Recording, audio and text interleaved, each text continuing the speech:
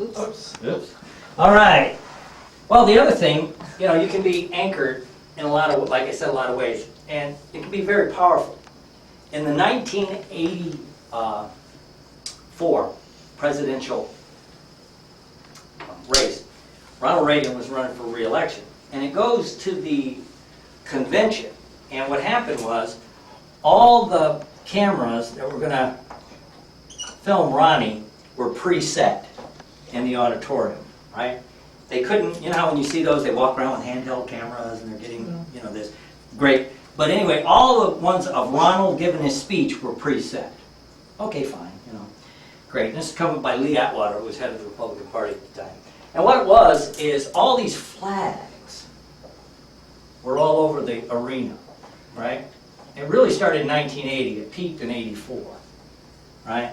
That was kind of interesting because in 84, we really weren't at war with anybody, right? I think we just blown up Grenada or something like that. And, but we, you know, it was different. And what happened was this, is all the film basically caught Ronald Reagan in this kind of thing. Of course, you know, then it would be, he was surrounded by the flag, right, with his head a little bit in the stars. Now it was interesting, it was a great anchor for people, because A, if you didn't like the flag, you weren't going to vote for Ronald Reagan anyway, right? That was just, they were smart enough to realize, you know, don't go after people who will never vote for you. And the other thing he did, which was he really played on his grandfatherly thing that he could do, because, and if you think about it, those of them that are old enough to remember, many people talk bad about his politics, but they never talked bad about Ronald Reagan. Right? Unlike Carter before him, the Bush after him, or God knows Clinton, and now this Bush, after the war thing calmed down. Fair game. But Ronald Reagan was like a little bit off limits. Isn't that true if you think back? You know, Reaganomics and all this, they make fun of that, but oh, Ronald was like, because making fun of him was a combination of making fun of the flag and your grandfather. It's kind of interesting. And he was one of the first to do it with the flag. He brought the flags back and stuff. You know, America coming out of Vietnam and all that other stuff. So it was an interesting phenomenon, right? And where supposedly Lee Atwater got the idea was from Germany in the 1930s. And the Reichstag, right? And Hitler, right? In fact, you want to read a good book on motivating groups, read Mein Kampf, right? Because it talks about talking to the feminine mind. Hitler uses that term. And if you remember in his speeches, there were 100,000 men in the stadium. There were no women. But to me, when I read the book, it was like, oh, the emotional mind. And it was all about emotion. Don't talk, and that's kind of what he said. Don't talk intellect. Don't talk theory, strategy. Talk emotion. You can get a common enemy. And he had some other things. But anyway, like for Hitler, it was interesting. He had this symbol, right? Which, by the way, had nothing to do with Germany, right? It's a Hindu symbol for prosperity. You still see it. First time I went to India, I'm looking around, and there's swastikas everywhere. And it's not, so it's reversed. No, it's a regular swastika, right? It looks just like that, and it's on trucks. It's on a lot of trucks, because it's about prosperity. I'm like, whoa, this is kind of strange. But anyway, Hitler got anchored to this symbol, right?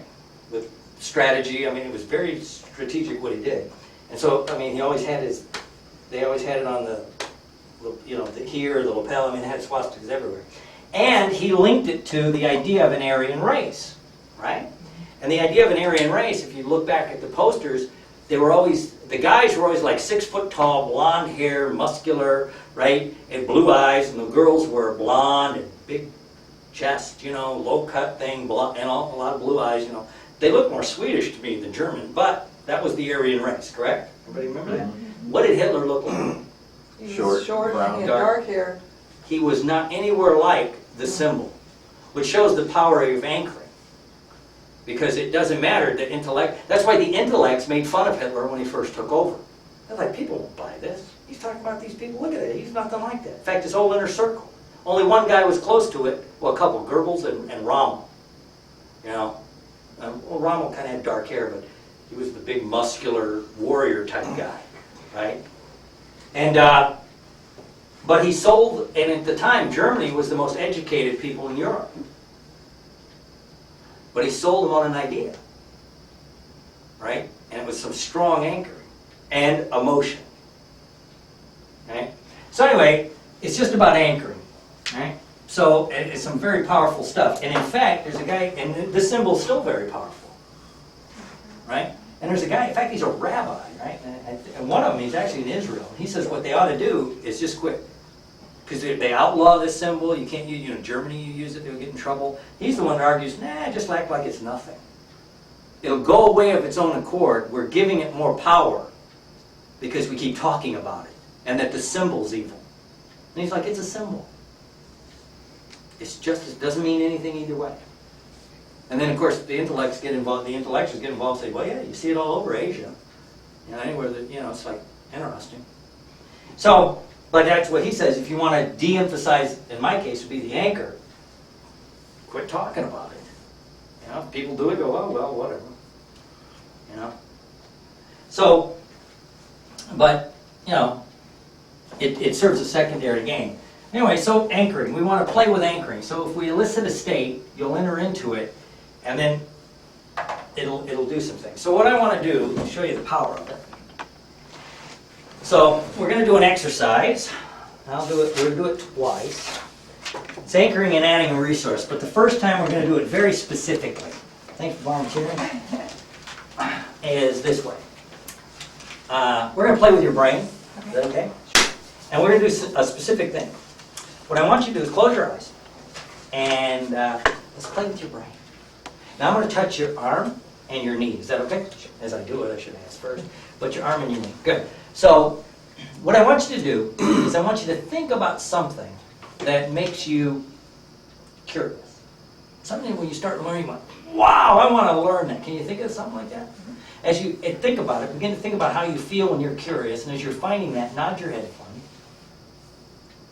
Good, good. So you're curious. You know what that's like when you're curious? That's great. Great. Think of something else that makes you curious. Another subject, another context. When you start learning, you want, oh, that's kind of interesting. I really want to learn it. Can you think about that? And as you do, nod your head for me. Good. So you know what curious feels like. And that's great. That's great. Now open your eyes. Now close your eyes. I want you to think about a comic or a movie or something that really makes you laugh. Something it just, to this day, it just like cracks you up. Can you think about it? You really see it in your mind's eye and what? Good. What is it that really makes you laugh? Jim, watch it, Jim, when he's doing that. That's right, it just makes you laugh and crack up. Oh, good. Can you think of something else that makes you laugh? Another movie or comic or something? Can you think about that? Really access it, and as you do, really see it and hear it. Notice that feeling it gets when really makes you laugh. Great. Now what I want you to do is open your eyes and close your eyes. What I want you to do is from now on, when you think about and you begin to learn something and you're curious, you feel that curiosity, ooh, and you want to learn, it's also going to bring up this just laughing and having fun. Can you imagine that? Good. Now open your eyes. Close your eyes. One more time. Think about when you're curious and you start learning something, NLP, hypnosis, all this wonderful stuff. It's going to bring up this idea we just laugh and have fun. Good. Take a deep breath. Open your eyes. Good. Ready to learn more? Sure. That's what I'm going for. I'm going to laugh for the rest of your class. That's great. That's fine with me. I take my art serious. So what you're going to do is first you're going to just pair up like we did and have them think about something that makes them curious. And the easiest way to find the peak is just say, as you're thinking about it, nod your head. Right?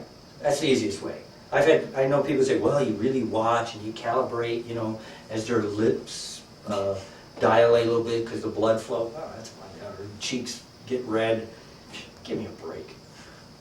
I can't do that. I got some pretty good sensory acuity most of the time. Well, if I have my glasses on, I might be able to see it.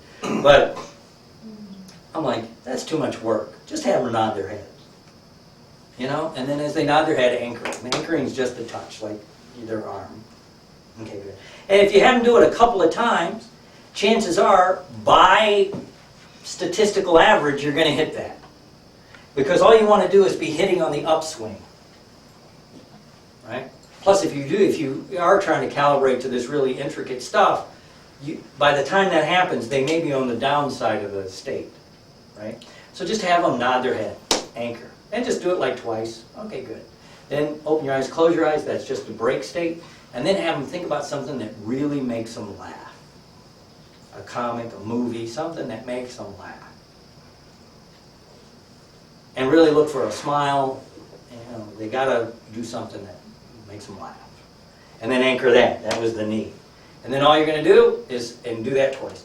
And then all you're gonna do is say from now on, when you get curious, and then you push that anchor, and then you push the knee anchor, the humor anchor, and put them together.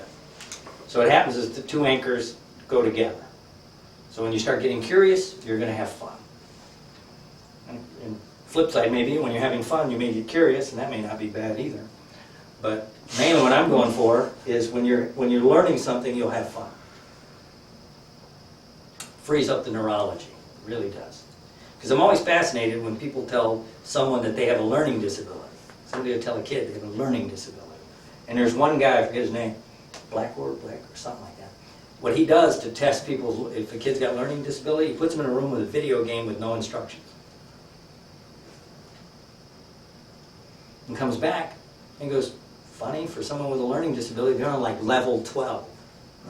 They'll figure it out, and that takes deductive reasoning, insight, memory, because then they have to remember how to do things. And every once in a while, yes, you do come across people like, there's some problems. But he goes, a lot of them, it's just that you're asking them to do something they have no interest in doing. So is it that they have a learning disability or attention deficit? No, they're bored, they're not interested. You know, they're on level 36 of Dungeons and Dragons or something, you know, or whatever game he gives them. And it's kind of interesting, you know. So if you're having fun, you learn more, at least in some level. So what I want you to do is pair up with somebody different and do this. It doesn't take that long, but take your time and have some fun. Anchoring, adding a resource. It's a little Good. How was that? good. Curious? Yeah. We're gonna laugh. Good. The rest of it. Good. Happy, happy. Happy, happy, joy, joy. I'm not going to be able to handle this now. He's going to have to reprogram us to get anything done. Me. Yeah. You did it. We watch South Park. Yeah. Oh, I love that You show. little bastards. Yeah. I'll kill you. I'm going to kill you. Yeah, that is. Anyway, Okay. well, later on I'll have you watch one of my videos of Eddie Murphy. He was on Saturday Night Live. He's got, it'll help your sense of humor, especially his Velvet Jones, Be a Hole. Yeah. Classic. But anyway, so that's anchoring. It's a lot simpler than people think it is, and it's one of the most powerful because you're anchored from the time you're born on. Anybody ever run into a guy, if you know anybody this way, a guy that can't hug? Yeah, men that can't hug. Well, I wonder why. Well, it depends on, it's not rocket science. I think it's anchoring. In some cultures, and I was one of them, in the southern culture in America, young men, after a certain age, usually 5 or 6, dad ain't gonna hug them anymore. Just not gonna happen. Right? Unless they're hurt and cry, and then they might, right? And mom quits hugging about 8 or 9. Just what they do. Big boy, grow up, all that stuff, right? So then what begins to happen is, so you only get hugged if you're hurt, like crying and you're hurt. Right? And your dad may grab you if you're going to get spanked and disciplined, right? And then, of course, so that's kind of getting anchored in your head. And then, of course, along comes puberty. And hugging takes on a different connotation, right? You might get laid. So, now you got a guy who's like in his mid-20s and some, you know, they show up with a group that wants to hug. Hug. You know, I'm not hurt. You're not going to hurt me. I don't think we're going to have sex. So you get a lot of the right? Does this make sense to everybody? You know, because when I first sobered up and got into AA, there's this one group I went to. One of the old groups, it was all old guys, and they shook hands. Oh, how you doing? This other group, everybody hugged. I first walked in that group, I'm like, this is weird, right? But that was that was the way I was brought up, right? And then after I started to learn this, it made sense. And it even reminded me when I went into basic training in the Army. You know, 73, I got there and they had a bunch of guys joined together, you know, under the, whatever. You could join as a group almost, and you went through basic and your advanced training together. And there's a whole bunch, it was kind of funny, we had a whole bunch of black guys from Watts, right, in LA, and a whole bunch of Italian guys from New York. Well, black people and Italian people hug more than white guys. So like, you know, half the unit was southern rednecks, kind of like I fit into that profile. And then you got these other people. Well, it's just kind of interesting. Because at the first part of basic training, since they knew each other, I wouldn't say hugging, but there was a little bit more physical contact in the military than you expect, right? But this being the Army, the drill sergeants beat that shit out of them real quick, you know, as they say, right? Because they had their own little ways to get it out of you. But it was just kind of interesting, but that was their culture. So if you get around certain cultures that hug, and then you get in cultures that don't hug, and there's no right, there's no wrong. To me, it's just anchoring in what's installed in people's heads. It's like, oh, this makes sense. So you want to just be aware of it. When you, and I always say the fun part of NLP, I think what NLP really, really does, hypnosis also, but especially NLP, since it's more waking state stuff, is that do we teach people to go inside? Yes. But I think what we really do is wake people up. We bring people out of trance. Because when you really start learning this, it shifts your perspective. And you walk around in total amazement. You just do. You walk around like, wow, people believe this. And you don't know why. Because if you step back from it, because if you're not in it, and NLP doesn't, I'm not saying it removes you from it, it just makes you look at it different. There's a movie called Joe versus the Volcano, right? And it was a flop. One of the few big flops that Tom Hanks did. The reason it flopped is they sold it as a comedy, and it was a satire. Anybody seen the movie? Mm-hmm. Okay. And if you didn't, you should rent this movie. It's really good. But you have to watch it from the beginning. First time I tried to watch it, it was on cable, as everything is, and it was partially into the movie, and it flips on, and I start watching, I go, this is one stupid movie, and I didn't watch it. Well, as things happen, a few weeks later, I'm in a training, like this, and somebody comes up and go, you must love the movie Joe versus Volcano. And I looked at him, started to say something, they go, because you're deep enough to get it. And I never watched the movie because my ego's involved, you know. So I go and I actually rent the movie, and you could tell how popular it was because it had dust on it when I picked it up. Yeah. In fact, they sold it to me. They go, hey, you can take the movie. We don't want it. Well, nobody's renting it, you know. So I sit down to watch a movie, and it's like, and I saw it from the beginning, and it starts all black and white. Okay, I'm like, okay, it's kind of interesting. Everybody's dressed, you know, and they're marching up to a factory, right? And they're marching up this way. I'm like, okay, this is funny. All right, I'm getting it a little bit. And anyway, they're walking to work, and the place they work is the Acme Anal Probe Factory. It says Acme Anal Probe. 700,000 satisfied customers. Look for our new version, Anal Probe 2, deeper and better. It's like, oh God, this is good, right? So I'm watching it, right? And it's all black and white. And then there's one flower, little sunflower kind of thing that keeps getting crushed and popped up, crushed. So I'm like, okay, I'm not French, but I can get the symbolism here. And so it's kind of cute. And then Tom Hanks gets out and he kind of steps in a mud puddle and breaks his shoe. And anyway, to make a long story short, when he walks into work and everything's like in weird colors, Meg Ryan, who's in the movie, asks him what's wrong. And he picks his shoe up and it's broken. And he goes, I think I lost my soul. And I go, okay. Now I'm ready to watch the movie. And the director said, if you don't get that one line, the movie makes no sense. Right? So I'm like, oh, okay. Now I get it. And it's all about a guy who's, watch the movie. I'm going to talk about it more later because he thinks he's going to die. But there's a scene in the movie where he's out to sea and Meg Ryan is playing another part, but she's talking to him. and her dad's like the richest guy in the world. He's kind of like Bill Gates. She says to him that most people walk around asleep, and the few people that are awake walk around in total amazement. And I'm like, now there's another good line, because that's kind of what we do. And the only line I would add to it in my own head is, not only do the people that wake up walk around in total amazement, they're also the people that usually control everything. Because it's always been the people that make the rules never live by them. Right? As soon as they get there, they change the rules so nobody else can do it. Right?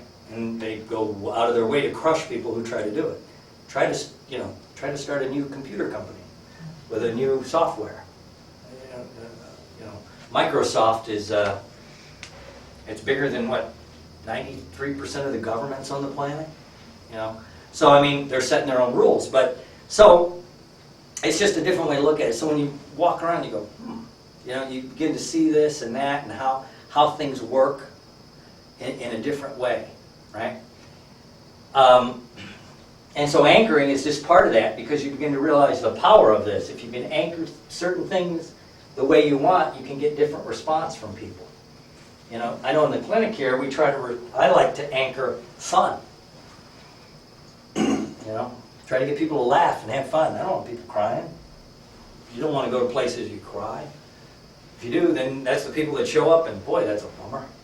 Working with those people all day, I try to get people, laughing and joking. And I think people want to go to places where people are having fun. Right? At least at some level. And it doesn't matter what their idea of fun is. You go to health clubs, people that are working out hard. People that don't work out go, that's crazy. But to the people that are in there, that's fun. So you're going to set your own anchors, but whatever they are, they are. And you can use your own anchors in different ways. Beginning of the year, I decided I wanted to do something different. And so I got this wild idea, I was going to run a mile. Doesn't sound like much to some people, but I've got no knee on one side and the other knee's all messed up. So I said, well, I'm going to run a mile. So I want to run about a 10-minute mile, which is 6 miles an hour. Doesn't sound like much unless you try it. And so I go, I can do this. Yes. Ooh, hoo-ha. Rangers lead the way. All those old Rangers. I get on the treadmill, run about a quarter of a mile, get off the treadmill, thought I was going to die. Because I don't run. I mean, I lift weights and I do my martial arts, but that's very short, brief training, right? Like that. So I'm like, I can't do this. So then it was a junction point. Either say I'm not going to do it, but I already told people I was going to do it. Because one of my anchors is pride. Right? It's the old, I will kill this horse before I let anybody tell me how to ride. Right? It's one of those, it's just, it's in there, and I could try to change it or just realize that's what it is. So I'm like, So how can I use my pride to get me going? Right? So I'm trying to fire my own anchors. So I'm thinking about it. So next time I get on the treadmill, I get these little voices going in my head. And that helped. And then I went back and I went and got some music from that I knew made me feel better. Right? Yeah, can you turn on this? Okay. But anyway, so I went and I got the music that fired off those anchors. And that made sense to me because it altered my state. So I got music that worked for me. And that worked for anybody else. I got my little headphones. It also made me learn how to use my iPod. I had the thing for a long time, never bothered to use it. So, so I put on these, headphones and get on the treadmill, so the music's there, and I get the voices going to try to fire off those anchors. Does that make sense to everybody? Mm-hmm. So, and it seemed to work. I did it, and I actually run an 8-minute, 30-second mile, which isn't much. That's about it. I'm happy. I'm going to quit. But whatever you're going to do, you do. So you can use anchors in all kinds of ways, on yourself, on other people, and it's kind of like in corporations. Anybody ever work for a corporation? If somebody's sitting in a chair, what anchor do you think would fire off if they're sitting in their chair at their desk and their boss comes up, touches their shoulder, and goes, I need to see you in my office? Is that a resource state? Or is it, where's the box? Because I'm getting fired. Or downsized. right?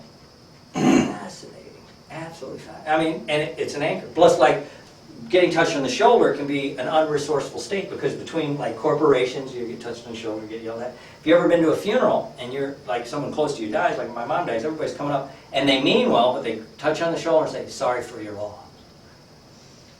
Sorry for your loss. You know, and it can re-access that anchor. Does that make sense to everybody? Mm-hmm. So I'm just saying, you begin to see the anchoring in different ways on different people and why you want to do certain things, you know? So you can use them in all kinds of ways, and boy, I just can't stress it enough. And look for your own anchors, right? And see where you can use them. What I want to do next is chaining anchors and behavior transfer.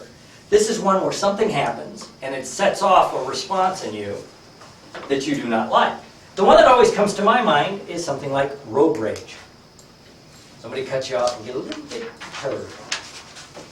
You know, like, ah! You know, anybody ever experience anything like road rage? A little bit? Chase the guy down. Yes, this is why I don't carry weapons. Where's my brick? Huh? Yeah. So, thanks for volunteering. Come on up. It'll just give you a different response. So when you drive along and somebody cuts you off, that it upsets you a little bit? Yeah. Yeah. And you don't like it? You don't like that state? I mean, you kind of like it, but I like it sometimes. it's like it sometimes. But yeah, but you know, would it be better to have a different response? Would it be okay with you to have a different response? Yeah. So close your eyes for a minute, and I'll grab my book. I want to do it the way it's written. First thing I want you to do is I want you to kind of imagine yourself from like my point of view. So see yourself like from my point of view, or like see yourself on a movie screen. Can you do that? Mm-hmm. Kind of disassociated, no feeling, everything's fine. Just see yourself disassociated. Got it? Yeah. Great, great. So you know what it's like to be disassociated, no feeling, kind of like neutral. Kind of cool. Great, great. Now what I want you to do, that was anchor one. That was anchor one. Right? Now what I want you to do is think about your last time you were driving along and somebody cut you off or did something stupid. Can you think of that? Mm-hmm. And it made you feel bad or kind of upset you, cranked you off a little bit? God knows Chicago drivers don't do that, right? So that happens. So you get a little anger. I don't know, and where do you feel your anger when you get angry? Perturbed, upset a little. Where do you feel it? Just out of curiosity. It's in my chest. My hands. So you're driving along, somebody cuts you off, and you feel that. Right? Mhm. Now, here's what I want you to do. I want you to imagine you're driving along there and somebody cuts you off, so you start feeling that, okay? Mhm. I want you to imagine you pull back and see yourself like on a movie screen, totally disassociated. No feeling, just disassociated. Can you do that? Mhm. Good, good. So, open your eyes, close your eyes. Again, imagine you're driving along, somebody cuts you off there, like on the Dan Ryan or the Kennedy, one of those roads where that happened. Right? It always happened to me on Lakeshore Drive. And you start to feel that feeling. Ugh. I want you to imagine you pull back and see yourself like disassociated. Good, good, good. And now what I want you to do is, what resource or what state would you like to be in when that happens? What would be a better state for you? Rather than that little bit of anger, a little bit of whatever you want to call it. What resource would be better? Relax. Be relaxed. Can you think of a time you're really relaxed, really laid back? Good. Then I want you to really think of that. When you're really relaxed and laid back. Good. Good. And I want you to add one thing to this relaxed, laid back feeling. You ever had a time in your life where you had kind of insight into other, yourself and other people? You know, we're like, that's kind of interesting. Just a little bit of insight. I want you to add that to the relaxed. Okay? Good. Good. Now what I want you to do is this. Open your eyes. Close your eyes. You're driving along. You get cut off. Somebody swerves in front of you, does something stupid, and you start to feel that anger in your chest and hands. You pull back, see yourself like on a movie screen, totally disassociated, and then you settle back down into being relaxed. A little bit of insight. Maybe you go, I wonder what that guy's or girl's going through. Then you're just more calm. Good. kind of car do you drive? Bonneville. Bonneville. Okay. What I want you to do is take your left hand, hold it up like you're holding a steering wheel. Okay? So it's going to happen, and this will be kind of a natural response. You're driving along, somebody cuts you off, does something stupid, squeeze that, which you naturally do. That's what happens. And then what happens is, as that happens, you begin to exhale, release your hand, which will help you pull back and be kind of, kind of disassociated. And before it's over, you're kind of like, relaxed, calm, with a little bit of insight. So one more time, you're driving along, somebody cuts you off, you will automatically squeeze. This will be your self-anchor. As you exhale, you loosen your hand, and it pulls you back into being disassociated, and then you settle into being calm, relaxed. Good. Now open your eyes. Good. Now close your eyes. Imagine you're driving along. And where do you live at in Chicago? What part? North Chicago. North Chicago. So you're driving along. Now imagine somebody cuts you off. Is your response a little different? Mm-hmm. Is that better? That's better. Cool. Stay up here for a minute. Give him a hand.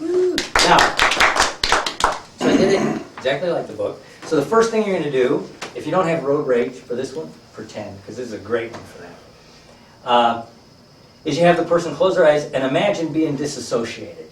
The feeling of just like disassociated, no feeling. Boom.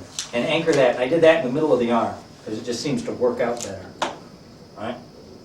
Cool. So there they are, disassociated. And then you're going to have access driving along, getting cut off, so you get that negative response. Right? And then you're going to put the two together. So you're driving along, you start to get that response, you pull back, and you find yourself disassociated. No feeling. That's simple. Do that a couple times, that's simple. And then you have the person come up with whatever they think would be a better state. You can help feed in some stuff, but let them come up with it, because it's their response. And then I just anchored that on the hand, or you could do the knee. And then all you're doing is putting it together. Negative to neutral to more positive. More positive. And then the self-anchor for like road rage would be the steering wheel, because natural response, you're driving, you squeeze the wheel, and as you exhale and loosen your hand, it'll help do the response, or the stick shift, if they drive a stick shift, because that's the natural response when you're driving. You can also do this would be the same technique you could do for any kind of negative response. I've done it with like parents when they walk in and they get the voice. And it puts you in a negative state before you've done anything. So maybe it'd be better to pull back and be more like neutral, resourceful, like get some info before you freak out. Or they walk in and everything, whatever it could be. Just anything that happens gives you that negative, like, it'll buy you time. And from the anger to the disassociated, that's what they teach in anger management classes.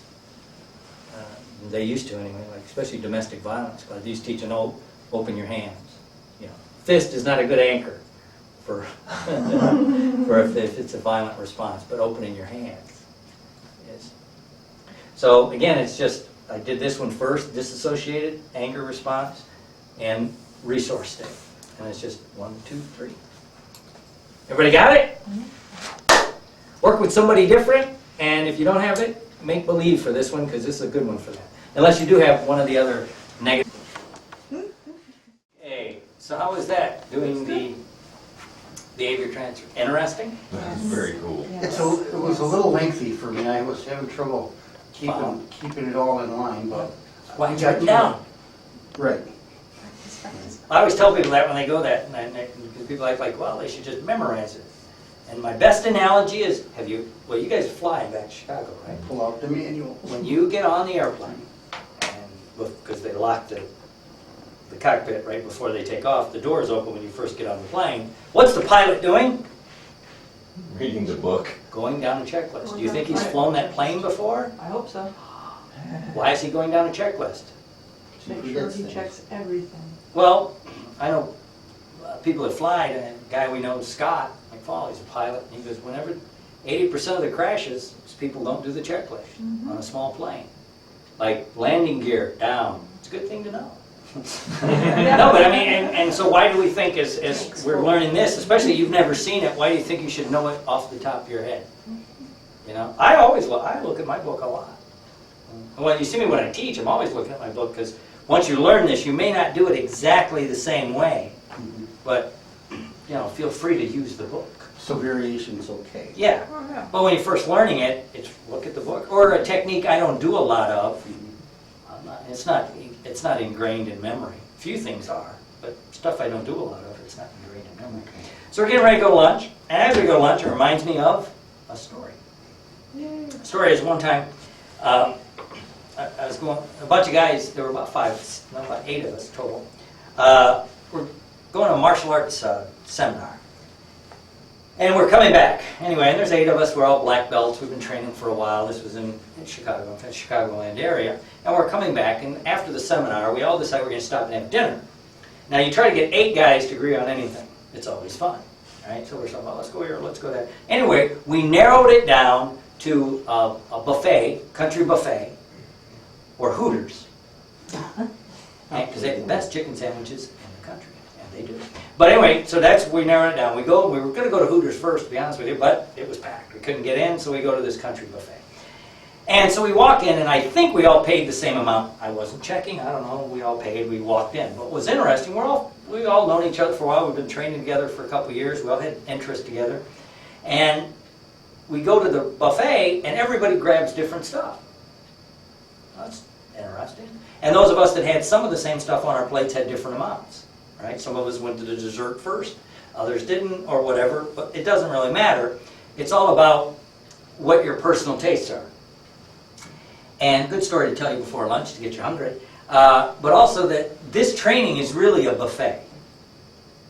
I'm going to give you a lot of stuff out here on the table, and I ask that you taste it. And if you really like it, there's literally books written on each subject. You know, there's a book written on submodality. There's several books. There's several books on anchoring. There's several books on, when we get into like the visual squash, there's books written on that. It's called parts therapy. And so if you get a little taste of something, you really want to run with it, there's gobs of information out there that I can't teach you in this short period of time.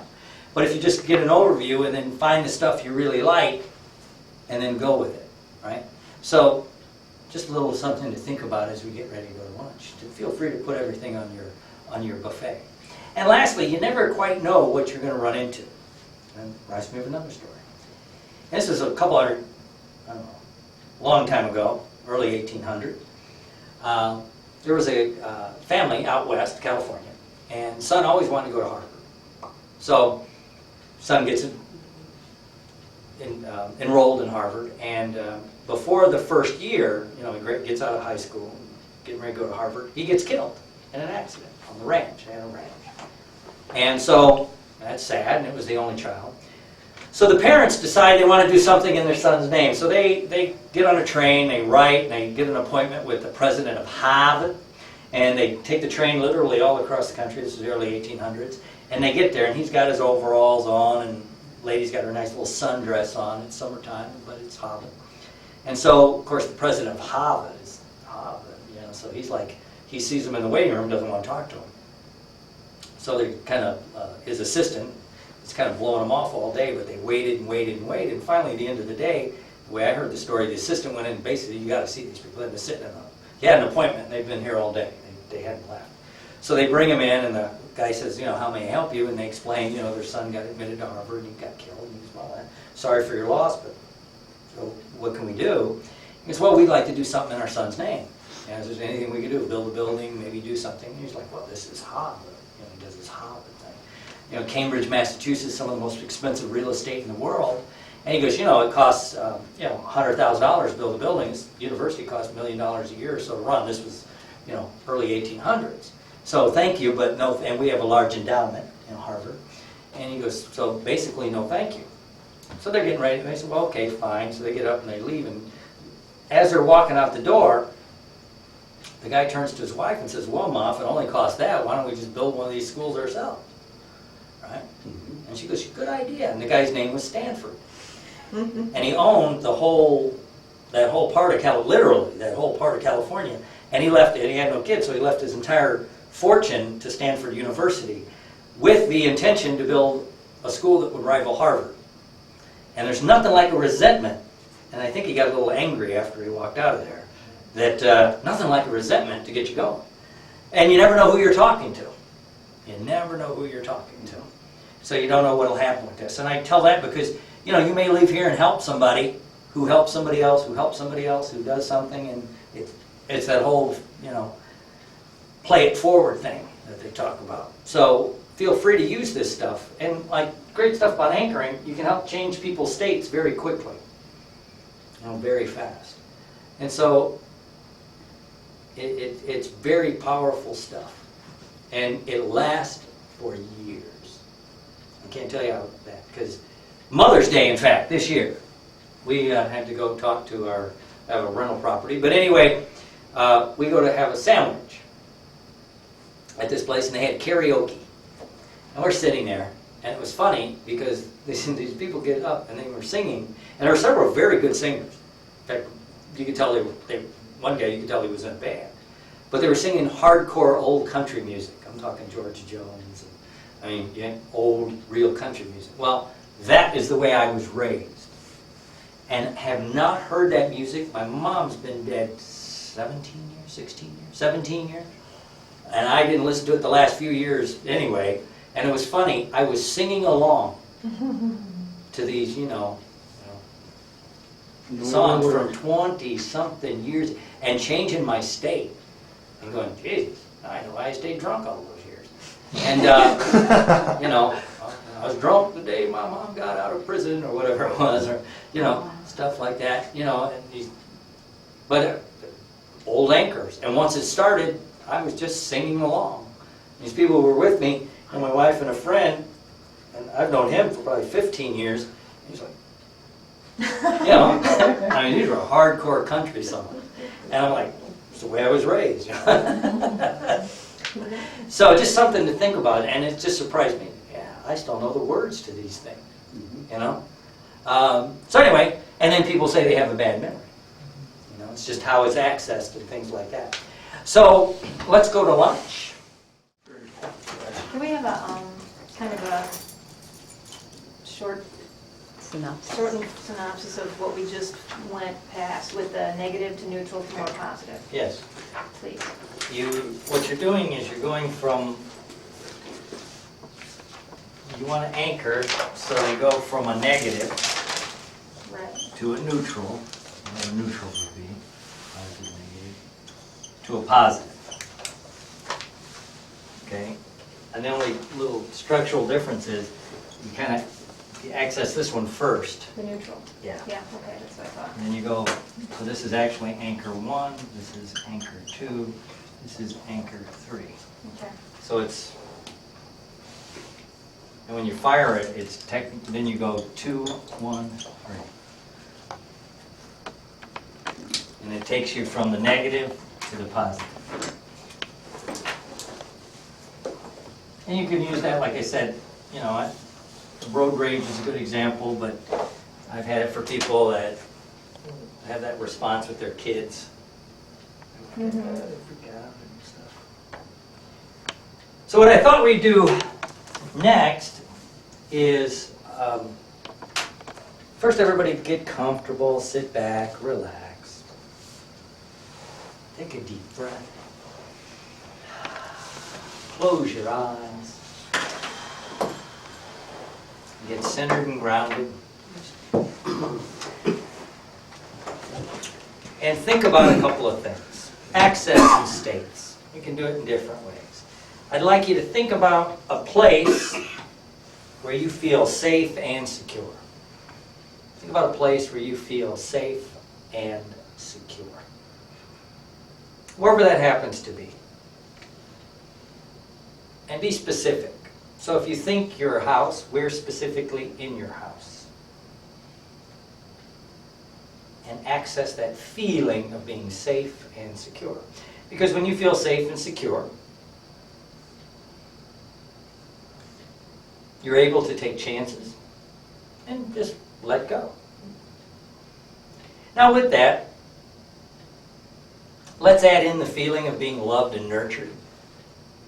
Wherever you happen to be, where you feel loved and nurtured, may be the same place you feel safe and secure. Maybe not. But when you put the two together, that's interesting. Great. Great. Now hang on to that feeling. And lastly, just in your mind, imagine someone you greatly respect and admire. Someone you greatly respect and admire.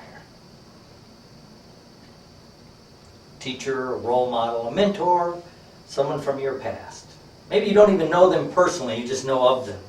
You respect them for their work and what they've done.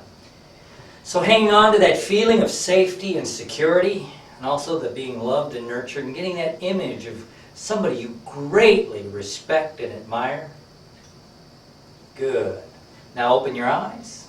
Good. Look up here. Great. Just a little thing to get your brain flowing. Get us all going in the same direction. As we get ready to do these exercises, it reminds me of another story. And it was of a guru, a wise man, kind of the town elder, if you will. And of course, he lived a little bit out, but he was the one people went to for answers, one of those kind of guys. And he seemed to have the answers. Well, anyway, one day, one of the town elders, one of the people in the town, well, they noticed that their son was having a problem. And the problem was, when the kid ate sugar, he freaked out. Went crazy. Bounced around. They strapped the little guy down until he calmed down.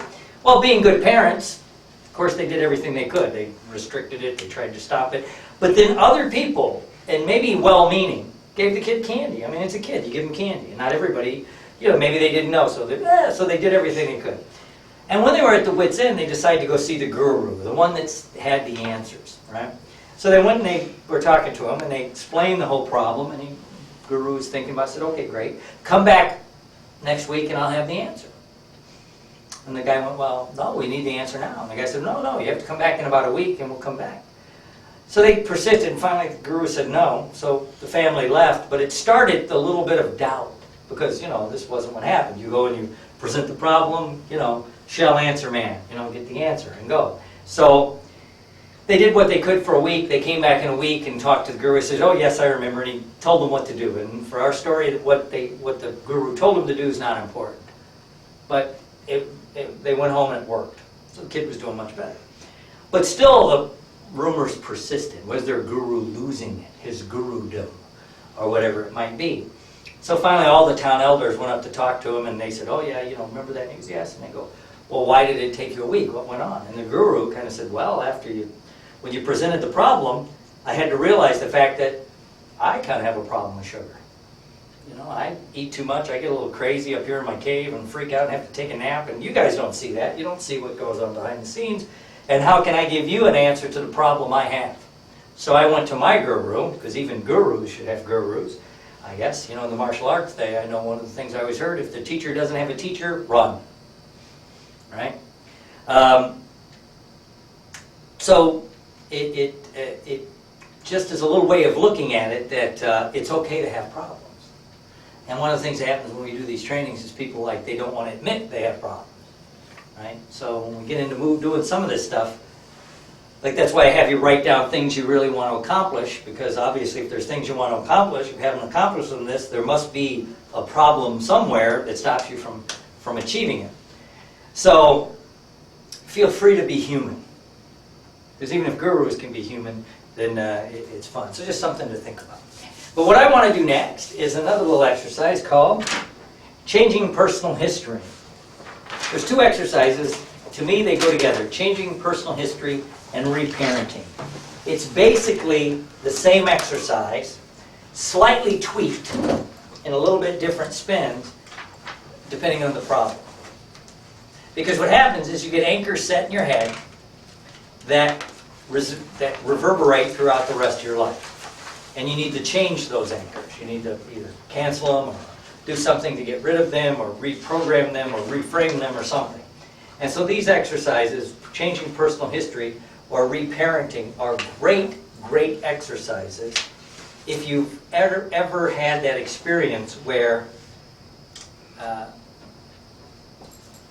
you mislearned something. That's my favorite term. Maybe from a parent or an authority figure. And it doesn't just have to be a parent, it could be an authority figure. Because I personally think authority figures, teachers, coaches, can actually do more harm or good than most parents, you know? And I really think of coaches for men. Because when you're in a sports environment, you're in a highly charged emotional state, which is an altered state, which means you're pretty much wide open, blah, and then they can install all kinds of good stuff in your head without meaning to.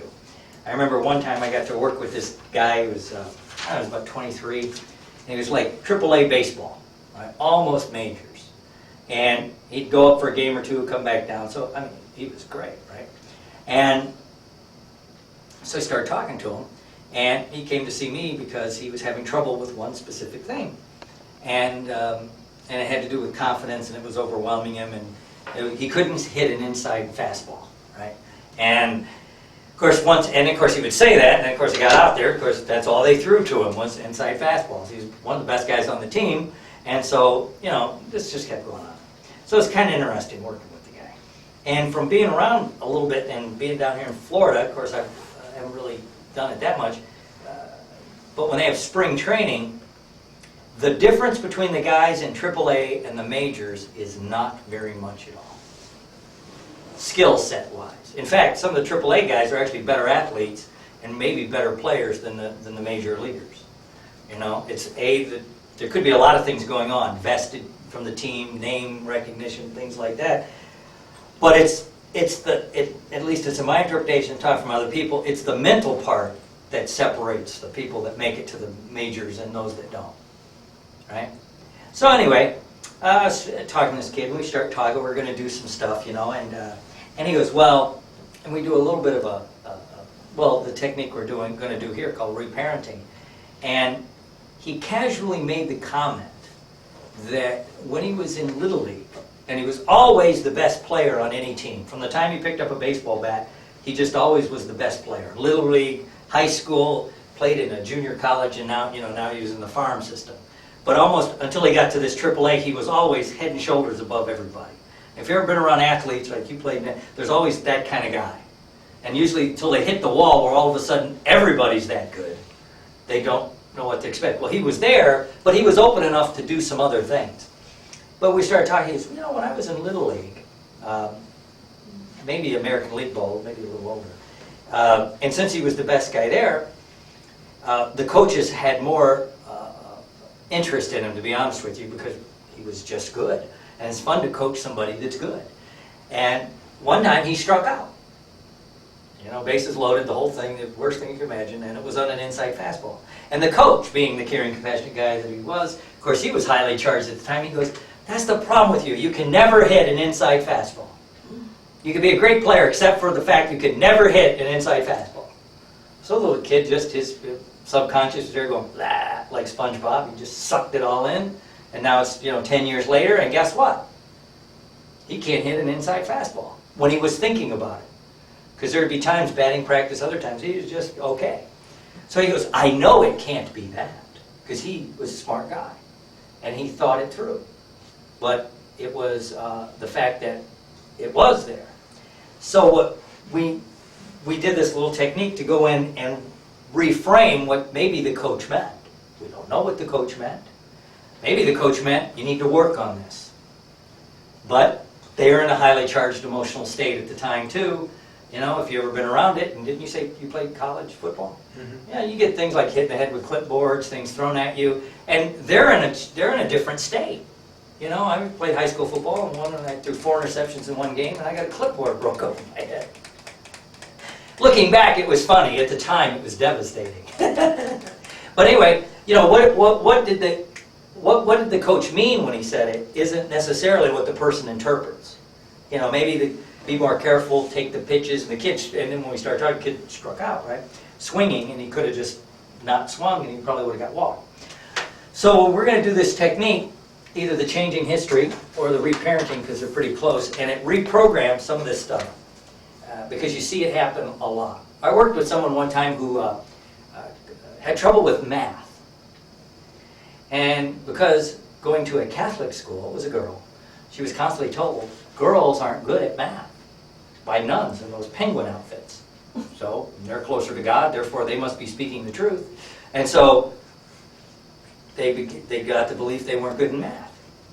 So they couldn't do, like they said, they couldn't add and subtract. What was interesting later on, you come to find out, person graduated cum laude in computer programming, which has a lot of math. But they're no good at math, if you talk to them.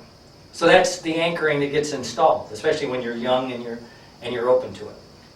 So I want you to take a moment and think about, is there anything in your life that maybe a parent or an authority figure did or did not do that maybe can have some effect later on and maybe to this day? So kind of take a moment and think.